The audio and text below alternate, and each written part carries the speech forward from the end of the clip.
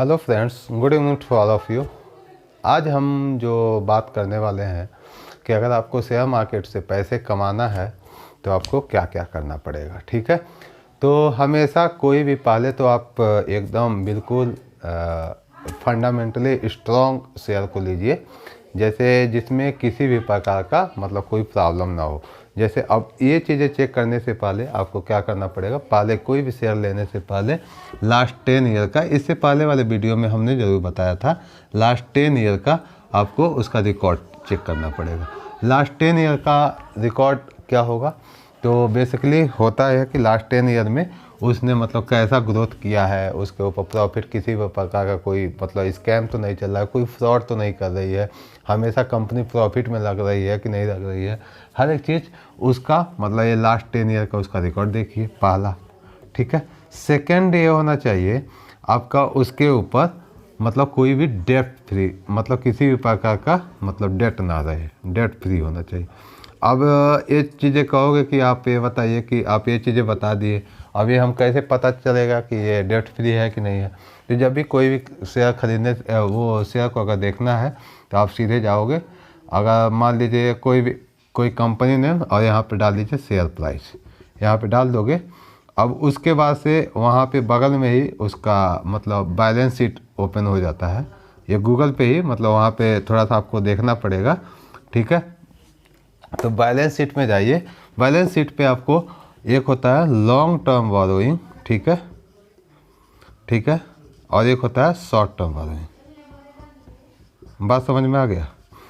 तो होता है शॉर्ट टर्म से कोई मतलब नहीं, क्योंकि थोड़े समय के लिए मतलब कोई भी लोन होता है, इसको लोन ही कहा जाता है, थोड़े समय के लिए आपका ये होता है। अब इससे हमको इस पे ज़्यादा ध्यान नहीं देना है, हमेशा लॉन्ग टर्म बोरोइंग मतलब इस पे ये होना चाहिए कि कंपनी के पास किसी भी प्रकार का कोई लोन ना हो। बात समझ में आया। अगर कंपनी सपोज कीजिए कि अगर उसके पास लोन है, तो जैसे मान लीजिए उसके पास 100 करोड़ का लोन है, मान के चलिए, ये मैं मान के चलता हूँ। ठीक है, अब उसका अगर इसमें पैसा डेब्ट फ्री कैसे मानी जाएगी, उसके जो रिजर्व होता है, रिजर्व, ठीक है, उसका रिजर्व जो है यहाँ पे लगभग 500 करोड़ हो, यानी कहने मतलब 500 करोड़ उसके पास रखा हुआ है। तो उसके भाई 100 करोड़ तो वैसे चुका देगा, 400 तभी बचेगा, तब भी वो फंडामेंटली बहुत ज़्यादा स्ट्रांग होती है। ठीक है, अब ये पूरी तरह से आपका, उसके बाद से इसका पीएनएल अकाउंट, ये सब चीज़ें आपको देखना पड़ेगा। आप पीएनएल अकाउंट देखने के लिए अलग वीडियो बनाएंगे, कैसे मतलब प्रॉफिट एंड लॉस अकाउंट जो होता है उसके ऊपर हम बात करेंगे, अलग से डिटेल में हम बात करेंगे। अभी के लिए केवल एक जो मतलब एक छोटा मोटा क्राइटेरिया होता है, मैं उसके बारे में बात किया हूँ। तो पहला क्या, लास्ट 10 ईयर का रिकॉर्ड देखिए। सेकेंड, कंपनी के ऊपर किसी भी प्रकार का लोन ना हो। थर्ड, ठीक है, मेंटलिटी। अब ये कहें ये क्या होता है, ठीक है, मतलब एक माइंड मेकअप करके चलिए कि आपका जो पैसा हो हमेशा वहाँ पे लगाइए जब मार्केट नीचे जा रहा हो, और पैसा वहाँ सेल कीजिए जब पैसा बहुत ज़्यादा ऊपर जा रहा हो। अब कहोगे कि क्या मतलब ये अजीब सी बात कर रहे हैं, इससे तो कोई मतलब ही नहीं भाई, अब तो लॉस ही में जाओगे। नहीं, ऐसा नहीं होता है।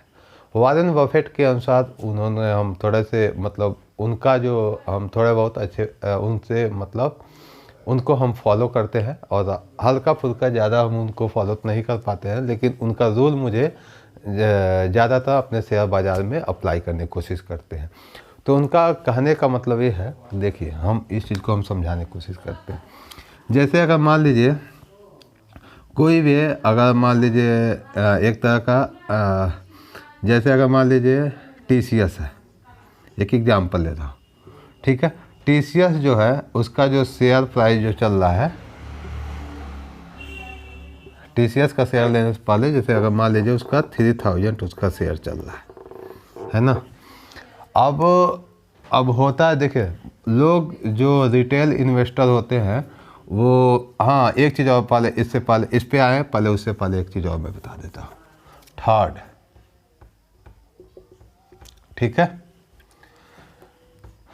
FII ये भी देखना है, फॉरेन इन्वेस्टर इसको कहा जाता है, और एक होता है DII मतलब डोमेस्टिक इन्वेस्टर, और एक होता है रिटेल इन्वेस्टर। और रिटेल इन्वेस्टर ये होता है कि जो हम मतलब जो हम लोग छोटे मोटे जो इन्वेस्टर होते हैं इसमें, तो हमेशा जो फॉरेन इन्वेस्टर जिसमें बहुत ज़्यादा मतलब हर कोई नहीं आता है। पहले देखिए फॉरेन इन्वेस्टर हर एक स्टॉक नहीं खरीदते, जिसमें देखते हैं कि काफ़ी अच्छा उस पर ग्रोथ है, उसी में पैसा इन्वेस्ट करते हैं। तो देखिए जिसमें 10% हो, 5% हो, 5% से एबव होना चाहिए। DI में भी 5% से 6%, ये क्राइटेरिया। ज़्यादातर रिटेल इन्वेस्टर क्या करते हैं, जो भी देखेंगे, जैसे अगर हमेशा देखेंगे जो शेयर बर्बाद हुआ है वहाँ पे इनका इन्वेस्टर ज़्यादा होता है। तो हमको इससे कोई मतलब नहीं है, ठीक है। हमको FII और DII इसके ऊपर हमको ज़्यादा फोकस करना है, ठीक है। तो इनका ये ज़्यादा होना चाहिए। अब डोमेस्टिक इन्वेस्टर जैसे म्यूचुअल फंड कोई भी हो गया, तो म्यूचुअल फंड का इसमें मतलब इस कंपनी में कितना % इन्वेस्ट है ये भी देखना पड़ेगा। और फॉरेन इन्वेस्टर का क्या होता है, ये सब चीज़ें, ठीक है। अब ये चीज़ें आपको अच्छे से अगर देखते हो तब एक चीज़ से कंपनी मतलब आप हर एक चीज़ में आपको प्रॉफिट होने का थोड़ा सा चांसेस हो सकता है। हाँ, मेंटलिटी के बारे में हम बात कर रहे थे। तो हमेशा जब भी देखिए कि जब शेयर प्राइस बहुत ज़्यादा बढ़ रहा है, जैसे कि जैसे इन्फोसिस हो गया, इन्फोसिस, अब जैसे अगर मान लीजिए वहाँ पे उसका शेयर प्राइस 1500 है, ठीक है। अचानक भाई 2 महीने में लगातार बढ़ते बढ़ते कितना हो गया 1800। अब आपके अंदर आई लालच, कहोगे कि भाई ये पैसा तो बहुत ज़्यादा बढ़ रहा है, अब एक काम करो इसमें पैसा अपना इन्वेस्ट कर लो। आपने क्या किया, 1800 पे इसका एक शेयर ले लिया। बात समझ में आ गया। अब 1800 पे शेयर हो गया, तो हमेशा मार्केट का एक रूल होता है, वो हमेशा ये हर एक मार्केट जो ऑपरेटर होता है हमेशा ये काम करेगा। क्या करेगा, जैसे ही 1800 होगा मार्केट क्या करेगी, करेक्ट करेगी। आपने 1800 पे लिया, लालच आपके अंदर आई, ठीक है। आपने क्या किया, 1800 पे 2 शेयर ले लिया, ठीक है। अब क्या हुआ, मार्केट क्या किया, धीरे से थोड़ा सा, अब लगातार 3 महीने से बढ़ा तो करेक्ट होगा ही, करेक्ट होता मतलब नीचे जाएगा ही। अब क्या हुआ, यहाँ 1750 हुआ, फिर क्या हुआ 1700 हो गया। अब कहोगे कि भाई ये तो भाई मेरा पैसा बर्बाद होने वाला है, ठीक है। अब यहाँ पे सीधे 200 का आपका लॉस हो गया, यानी कि कहने का मतलब ये सीधा देख लीजिए कितना, 2 शेयर लिए थे ना, एक शेयर पे 100 रुपये, तो 2 शेयर का भाई 200 रुपये। आपका क्या हुआ, तो कहोगे भैया 200 रुपये मेरा बर्बाद, अब ज़्यादा मेरा नुकसान ना हो, उससे अच्छा एक काम करो यहाँ से भाग जाओ। अब ये कौन सा रिटेल इन्वेस्टर करते हैं, कौन सा रिटेल इन्वेस्टर करते हैं, ठीक है। अब ये चीज़ें हमेशा एक गलत अप्रोच है, रॉन्ग अप्रोच है। यहाँ पे हमेशा वॉरेन बफेट कहते हैं कि हमेशा यहाँ पे आप जब इस तरह का अपॉर्चुनिटी रहे तो हमेशा क्या करो, यहाँ पे पैसा अपना इन्वेस्ट करो, क्योंकि यहाँ से हमेशा जब मार्केट जब नीचे जाएगा तो हमेशा उसकी आदत है, जब नीचे से थोड़ा सा नीचे जाएगा उसके बाद से फिर से ऊपर जाएगा, ठीक है। उसको छोड़ दो फिर नीचे आएगा। और हमेशा कोशिश करो, हमेशा किसी भी कंपनी में इन्वेस्ट करने पर क्या करो, SIP लगा दो। बात समझ में आया, इसको कहा जाता है SIP, सिस्टमेटिक इन्वेस्टमेंट प्लान, ठीक है। अब इसके बारे में थोड़ा सा लंबा हो जाएगा, हम एक बार थोड़ा सा इंट्रो देते हैं।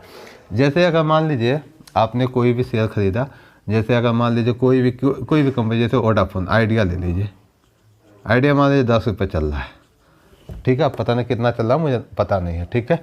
आपने क्या किया, 100 रुपये लगाया, 100 रुपये लगा दिया, ठीक है। अब 100 रुपये आपने मंथली इन्वेस्ट किया, ठीक है।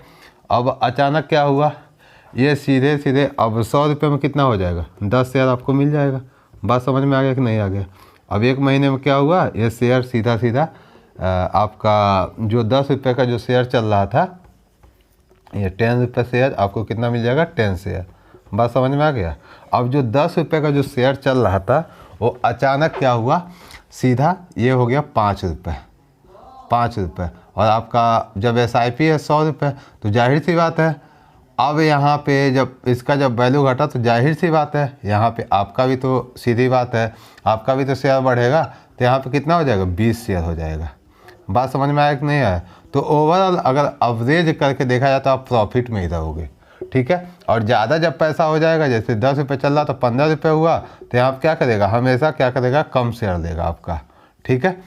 अब यही चीज़ इसकी मतलब खासियत है कि हमेशा SIP क्या करता है, जब आपके पास जब पैसे ज़्यादा हो, ठीक है, मान लीजिए जब से अब पैसा मतलब जब ज़्यादा हो रहा है तो क्या करेगा, कम मतलब पैसे उठाता है, मतलब कम शेयर लेगा।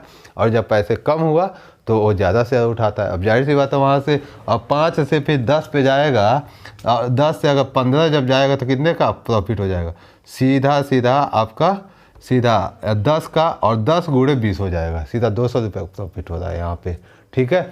अब इस तरह का अगर आप निकालोगे तो SIP, अब SIP के ऊपर आपको ज़्यादा चीज़ समझ में नहीं आई होगी, इसके ऊपर कैसे काम करता है बहुत डिटेल में हम वीडियो बनाएंगे, ठीक है। तो अभी आपने इस चीज़ को देख लिया। एक चीज़ हमको बताना भूल गया, प्रमोटर, ठीक है। कोई भी कंपनी का सबसे मोस्ट इम्पॉर्टेंट जो होता है प्रमोटर, ठीक है। कोई भी कंपनी के प्रमोटर एक्चुअली में उनका कितना % इन्वेस्ट है, ठीक है। तो जिनका जो भी देखा जाए, एक एवरेज कहा जाता है 65% से ज़्यादा होना चाहिए, मोर देन 65% हिस्सा प्रमोटर का हो। अब गवर्नमेंट क्या करे, कोई भी कंपनी पहले क्या करती थी, 90% केवल प्रमोटर का होता था, 95%। अभी क्या किया है गवर्नमेंट ने, नया रूल लेके आया है, वहाँ पे क्या किया है, सीधा कर दिया 75% क्या होना चाहिए, प्रमोटर का होना चाहिए, और बाकी 25% अदर इन्वेस्टर होना चाहिए। बात समझ में आ गया कि नहीं आ गया, ठीक है। तो 75% से ज़्यादा ये लोग इन्वेस्ट नहीं कर सकते, तो ये 25% में आपका कुछ डोमेस्टिक इन्वेस्टर रहेंगे, ठीक है, फॉरेन इन्वेस्टर रहेंगे, आप रिटेल इन्वेस्टर रहेंगे, ठीक है। तो आपका पहले क्राइटेरिया 65% से ज़्यादा प्रमोटर का हिस्सा होना चाहिए।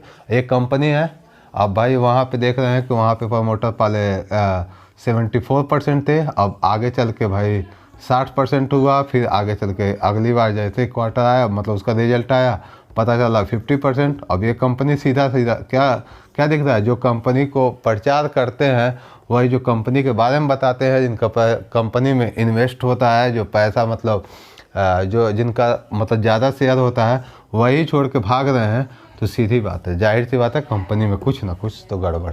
तो इस शेयर को हमेशा हटा देना है, ठीक है। तो प्रमोटर का भी ध्यान रखना बहुत ज़रूरी है, ठीक है। तो यहाँ तक आपने शेयर में कैसे इन्वेस्ट करना है, ये चीज़ें आपने बेसिक चीज़ें आपको समझ में आ गई। इससे अगले वाले वीडियो में हम जो बात करेंगे, आपका कैश क्या होता है, उसके बाद से आपका यह इंट्राडे क्या होता है ट्रेडिंग में, उसके ऊपर डेरिवेटिव के बारे में भी हम बात करेंगे। तो 1 बाय 1 आपके काफ़ी डाउट आपका क्लियर हो जाएगा। तो थैंक यू सो मच। फिर आगे हम अगले वाले वीडियो में फिर से हम डिस्कस करेंगे। थैंक यू सो मच, फिर मिलते हैं।